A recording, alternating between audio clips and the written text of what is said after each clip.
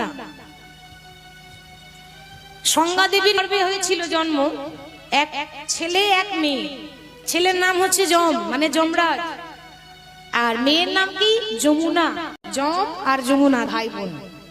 তো যমরাজ এতই ব্যস্ত, মানে সে তো নরকে থাকে, সবাইকে শাস্তি দেয়, যার জন্য সবসময় কাজে ব্যস্ত। যমুনা বারবার বলে, দাদা একবার যদি বোনের বাড়ি আসো তাহলে খুব ভালো হয়, খুব ইচ্ছা দাদার একবার সেবা করব, কোনোদিন আসতে পারে না। তো যোগক্রমে কালক্রমে ঠিক সেই সময় এসেছে কার্তিক মাসের দ্বিতীয়ার দিন বোনের বাড়ি। যমুনা কিন্তু খুব ভালো মন্দ রান্না করে ভাইকে সেবা করিয়েছে। দইয়ের ফোঁটা দিতে হয়, চন্দনের ফোঁটা দিতে হয় ভাইকে। তো দইয়ের ফোঁটা দিয়ে চন্দনের ফোঁটা দিয়ে যখন ভাইকে ফোঁটা দিয়ে সন্তুষ্ট করেছে, তখন যমরাজ বলছে, যমুনা বল তুই কি চাস, আশীর্বাদ স্বরূপ।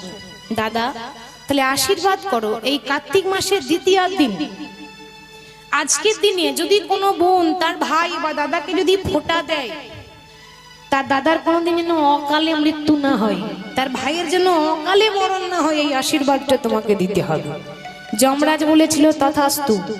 দ্বিতীয়ার দিন যদি কোনো বোন ভাইকে বা দাদাকে ফোঁটা দিতে পারে, তাহলে তার ভাইয়ের বা দাদার অকালে মরণ হবে না, অকালে মৃত্যু হবে না, আমি তার হাত থেকে উপায় করব, রক্ষা করব।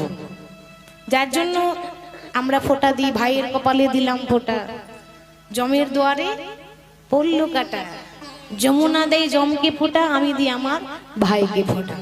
তো যার জন্য ভাইদেরকে বাঁচানোর জন্য, এমন কি নয় যে সে সারা জীবন কোনোদিন তার মৃত্যু হবে না, এরকম কিন্তু বলিনি, মানে অকালে তার কোনো বিপদ হবে না, অকালে মৃত্যু হবে না, যার জন্য যমরাজ বাঁচাবার জন্য সেই দিনটা খুব বিশেষ দিন।